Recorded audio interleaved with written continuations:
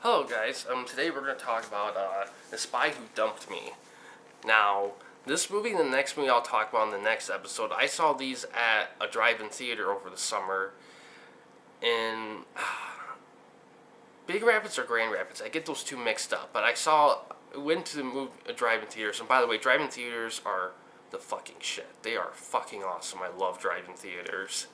And we saw two movies there, double feature kind of deal. And the first movie we watched was The Spy Who Dumped Me. Now, this movie, of course, was released in 2018. It's rated R, and it's an hour and 57 minutes long. It's rated 6.4 out of 10 on IMDb with about 9,000-ish user votes and 52% on Metacritic with about 43 critics. It stars Miley Kunis from, of course, Family Guy and other stuff, and Kate McKinnon, who was in the Ghostbusters remake, and probably the best part of the movie, really, of Ghostbusters. And it was directed by Susanna Fogel, who did who created the series Chasing Life. It did pretty well, but it only was like a 2-season thing. I don't really know the story behind that, but apparently it was pretty decent. On Rotten Tomatoes, that's 50% by critics, about 167 critics, and 71% by audiences, about 600-ish audience people doing that. The critics' consensus on Rotten Tomatoes is that The Spy Who Dumped Me isn't the funniest or most inventive spy comedy, but Kate McKinnon remains as compulsively watchable as ever. It's pretty accurate in all honesty. It really is. I'd say I liked it. I didn't love it, but I liked it enough. If it was on like pay-per-view, or on cable, I'd probably watch it one more time. Acting's good in it. Jokes are pretty funny. I have to say though, all the funniest jokes are centered around Kate McKinnon. The rest of the jokes they're funny-ish. I will say this, there's a lot of action in this movie.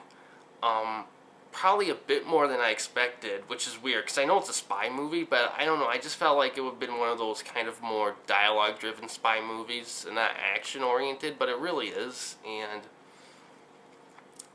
it's alright. It really is alright.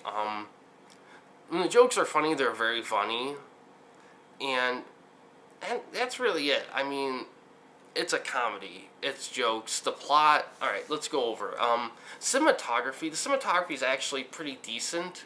The action scenes are fairly solid. Not the most unique or over-the-top ever, but reasonably good. I will say probably the biggest positive I have in this movie is the lighting. Sorry, excuse me.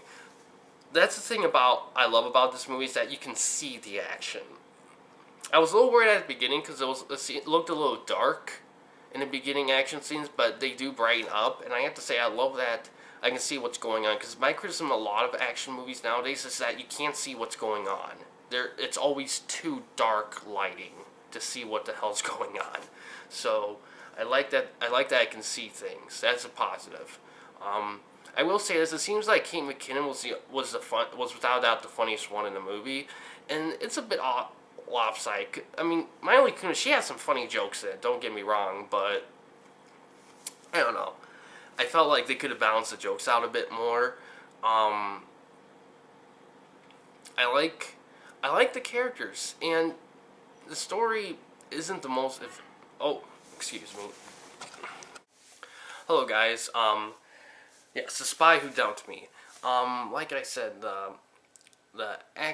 it's pretty average film. The jokes are pretty good. Not the best, but not the worst. Like cinematography and lighting, pretty solid, I say. Soundtrack isn't that noticeable. It's alright, but it's standard. It's forgettable. Average, forgettable score. The actors and actresses give it their all, and they're written pretty well. The story's all right. I will give them this. They did do the most they can do with the premise. I think it could have been a bit more clever. And being an R-rated movie, I felt like the jokes were The jokes could have been a little bit more edgier. Some of the jokes were, but I feel like there could have been more. But yeah, that's really all I have to say about it. It's okay. It's a decent summer comedy with some action.